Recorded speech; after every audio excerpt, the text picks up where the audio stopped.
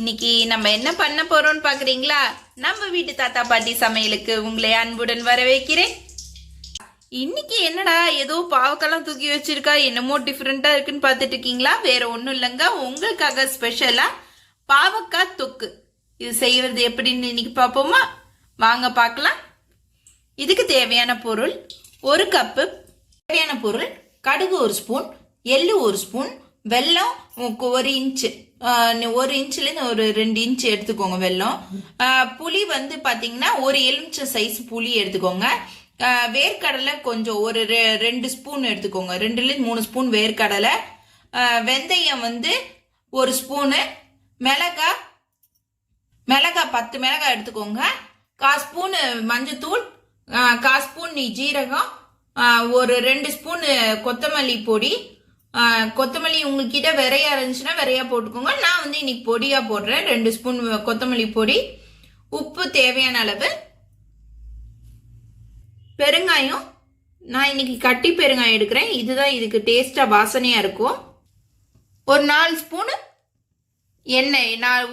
கொஞ்சம் எண்ணெய் வச்சு பெருங்காயத்தை நல்லா பொரிச்சு அப்படியே எடுத்துடலாம்.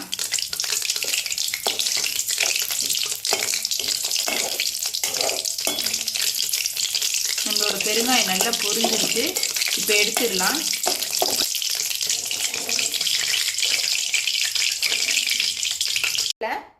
இப்போ நம்ம எடுத்து வச்சிருக்கிறதெல்லாம் தாளிச்சுக்கலாம். இப்போ நம்ம எடுத்து வச்சிருக்க சாமான்லாம் போட்டிருக்கேன். கடுகு, எள்ளு, வேர்க்கடலை, மிளகாய் வத்தல் எல்லாத்தையும் போட்டு ஒரு வறுத்துக்கலாம். நல்ல ஒரு வறுத்துருவோம்.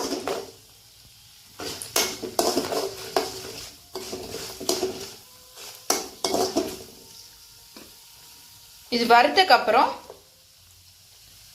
இதுக்கு தேவையான அளவு நம்ம வச்சிருக்க கொத்தமல்லி வரையும் பொடியும் ஜீரகத்தையும் போட்டுக்கலாம்.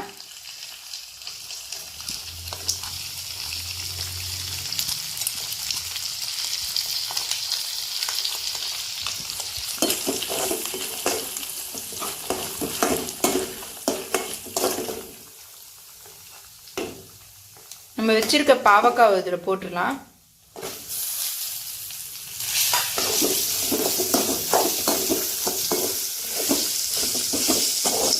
நல்லா வதங்கணும்.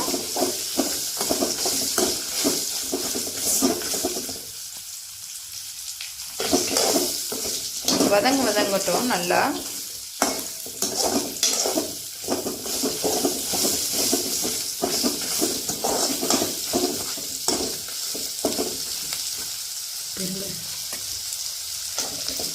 இப்போ இதுக்கு தேவையான பெருங்காயம் நம்ம எடுத்து வச்சிருக்கத இதில் போட்டுக்கலாம். நம்ம ஆல்ரெடி இதை பொரிச்சு வச்சுருக்கோம், இதை அதில் போட்டு ஒரு வதக்கிடலாம். அப்புறம் நம்ம வச்சுருக்க புளிக்கொட்டையிலேருந்து புளி எடுத்து இதில் போட்டுடலாம். புளியை நம்ம எடுத்து வச்சுருக்க லெமன் சைஸில் இருக்கிற புளியை அப்படியே போட்டுடலாம். இதை நல்லா வதக்கிடுவோம். ஒரு வதக்கியாச்சு. இப்போ பார்த்தீங்கனாலே தெரியும் நல்லா வதங்கிட்டு இருக்கு. இந்த புளி, மிளகாய் வத்தல், வேர்க்கடலை, பாவக்காய் எல்லாம் சேர்ந்து நல்லா வதங்கிட்டு இருக்கு பாருங்க. இது என்னன்னா பாவக்காய் எடுத்துக்கிட்டிங்கன்னு வச்சுக்கோங்க, ரொம்ப நல்லது. நம்ம பாவக்காய் பார்த்தீங்கன்னா சுகர் பேஷண்ட்ஸ்க்கெல்லாம் ரொம்ப நல்லது. எஸ்பெஷலி அவங்களுக்கு சுகர் குறைக்கணும்னா பாவக்காய் சாப்பிட்டா சுகர் குறைஞ்சிருங்க. நீங்கள் வந்து பாவக்காய் ஜூஸாக குடிக்கலாம், பாவக்காய் கறி, ஃப்ரை எது வேணால் நீங்கள் சாப்பிட்லாம். பாவக்காய் வச்சு நீங்கள் இப்போ இது மாதிரி சாப்பிட்டு பாருங்கள். அதுக்கப்புறத்துலேருந்து இதே மாதிரி நீங்கள் கூட சாப்பிட்டுவீங்க. ஏன் சின்ன குழந்தைங்களாம் நிறைய பேர் பாவக்காய் பிடிக்காது. அந்த குழந்தைங்களுக்கெலாம் நீங்கள் இந்த மாதிரி கொடுத்து பாருங்கள். பாவக்காய் தொக்கை வந்து சாத்தில் போட்டு கொஞ்சம் நல்லெண்ணெய் ஊற்றி அப்படியே இந்த தொக்கை மேலே போட்டு அப்படியே பசைஞ்சு கொடுத்து பாருங்கள், டேஸ்ட்டாக இருக்கும். அதுக்கப்புறத்துலேருந்து பாவக்காய் பிடிக்காதுன்னு சொன்ன குழந்தை கூட இது மாதிரி பண்ணி கொடுத்தீங்கன்னா சாப்பிட்ருவாங்க. இப்போ நம்ம எடுத்து வச்சுருக்க தேவையான அளவு உப்பு போட்டுடலாம். மஞ்சள் பொடியும் இதில் போட்டுறேன்.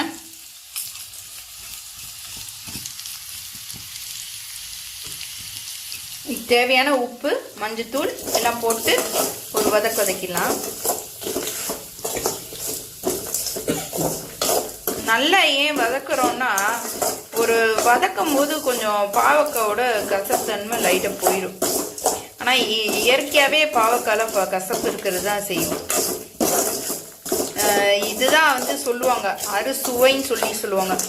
புளிப்பு, இனிப்பு, காரம், கசப்பு எல்லாமே சேர்ந்ததான் அறுசுவை உணவுன்னு சொல்கிறது. ஸோ இது வந்து அறுசுவை உணவாக உங்களுக்கு இருக்கும். இப்போ பார்த்தீங்கன்னா நல்லா வதங்கிருச்சு. ஓரளவுக்கு நல்லா வதங்கினதுக்கப்புறம் நம்ம எடுத்து வச்சிருக்க வெல்லத்தை போட்டுடலாம். இப்போ லைட்டாக இப்படி ஒரு பரட்டி வச்சிடலாம். வெல்லம் போட்டதுக்கப்புறம் நம்ம இப்போ அடுப்பை ஆஃப் பண்ணிடலாம். ரொம்ப நேரம் வதங்க வேணாம், ஏன்னா அப்போ தான் வந்து இது டேஸ்ட் தூக்கி கொடுக்கும். இப்போ நம்ம வதக்கி வச்சுருக்கத நல்லா கொஞ்சம் ஆற விடுங்க. ஆறினதுக்கப்புறம் நம்ம மிக்சி ஜாரில் போட்டு இதை அப்படியே அரைச்சி தண்ணி ஊற்றாமல் அரைச்சி எடுத்துகிட்டு வந்துடுவோம். அரைச்சி எடுத்துகிட்டு வந்தாச்சு. ஸோ இது அரைச்சதே இதை வச்சுப்போம்.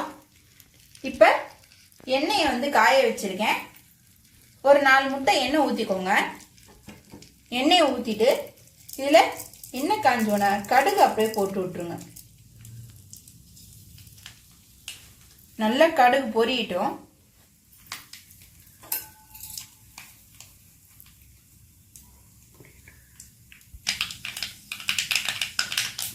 நல்லா பொரியட்டும். பொரிஞ்சோன்னா நம்ம அரைச்சி வச்சிருக்கதை போட்டுடலாம்.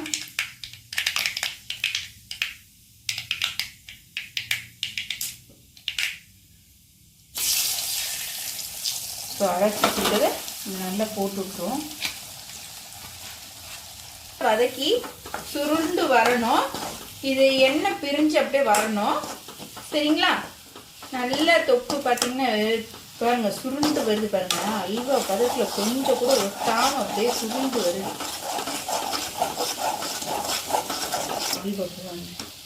பாருங்க சுருண்டு அப்படியே வருதுங்களா? இது வந்தாதாங்க பாவக்காய் வந்து ஃப்ளேவர் எடுத்து கொடுக்கும். கசப்பு தன்மை கொஞ்சம் குறையும். நீங்கள் இந்த மாதிரி செஞ்சு குழந்தைக்கு கொடுத்து பாருங்க. நீங்கள் பாவக்காய் சாப்பிடாத குழந்தை கூட இது எடுத்து இந்த சாதத்தை சாப்பிட்ருங்க. இந்த மாதிரி தொக்கு போட்டு சாப்பாடு நீங்கள் ஃபஸ்ட்டு கொடுத்து பாருங்க. அது உங்களுக்கு தெரியவே தெரியாது. அவ்வளோதான், நம்மளோட தொக்கு ரெடி ஆயிடுச்சு.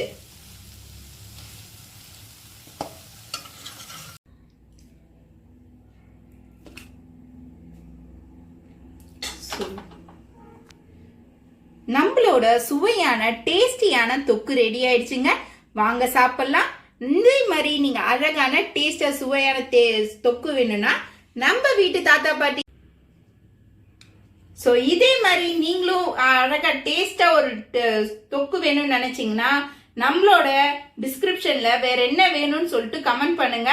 மறக்காம நம்ம வீட்டு தாத்தா பாட்டி சாப்பாடு நிகழ்ச்சிக நீங்க மறக்காம சப்ஸ்கிரைப் பண்ணுங்க. பெல் பட்டனை கிளிக் பண்ணிக்கோங்க. அப்பதான் உடனே நான் போடுற ரெசிபிஸ் எல்லாம் உங்களுக்கு வரும். அண்ட் லைக் பண்ணுங்க, ஷேர் பண்ணுங்க, அண்ட் கமெண்ட் செக்ஷன்ல கமெண்ட் பண்ணுங்க. நெக்ஸ்ட் வீடியோல உங்களை பார்க்கறேன். பை.